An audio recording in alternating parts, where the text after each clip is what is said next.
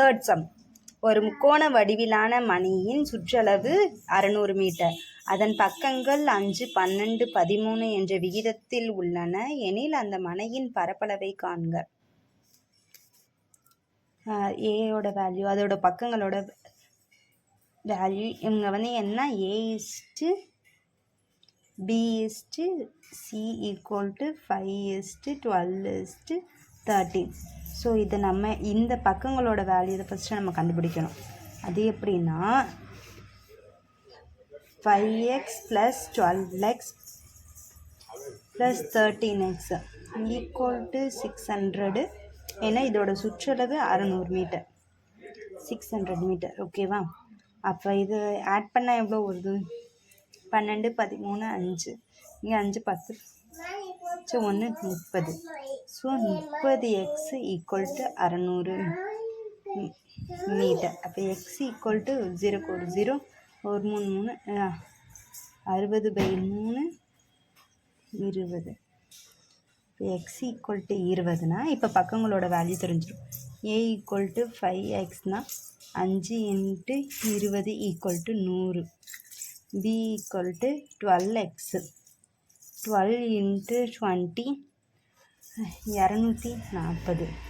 c = 13x, 13 × 20 = 260. என்ன 260 metre, 100 metre. இப்போ எஸ்ஸோட value சிம்பிளாக அவங்களுக்கு கொஸ்டினை பார்த்தாலே தெரிஞ்சிடும். எஸ்ஸுனா என்ன? அரை சுற்றளவு. அரை சுற்றளவு. அப்போ நமக்கு முழு சுற்றளவு 600 மீட்டர்னா அரை சுற்றளவு கொஸ்டினை பார்த்தாலே தெரிஞ்சு 300 மீட்டர்னு. ஆனால் நம்ம ஃபார்முலா அப்படியே எழுதி போட்டுருவோம். a + b / 2 100 + 240 + 260 / 2. 260, 240, 100 ஆட் பண்ணால் 10 × 5 6, 600. பார்த்தீங்களா? 600 / 2. இது 300, 300 மீட்டர். எஸ். இப்போது இதோட ஃபார்முலா பார்க்கணும். a = √s × Heron's formula. s - a, s - b, s - c.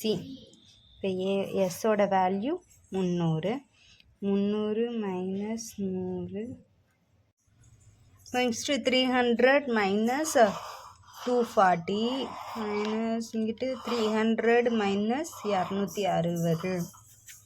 இப்போ இதை சிம்ப்ளிஃபை பண்ணால் 300, 200, 300 - 240 60, 300 - 260 40. இதை எப்படி பிரிக்கலாம்? 100 × 3 300.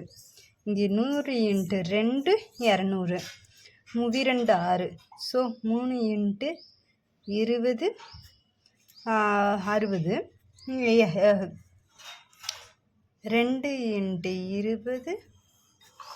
40.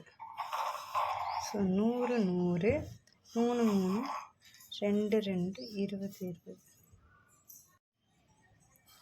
ஸோ ஒரு 100 ஒரு 3 × 2 × 20.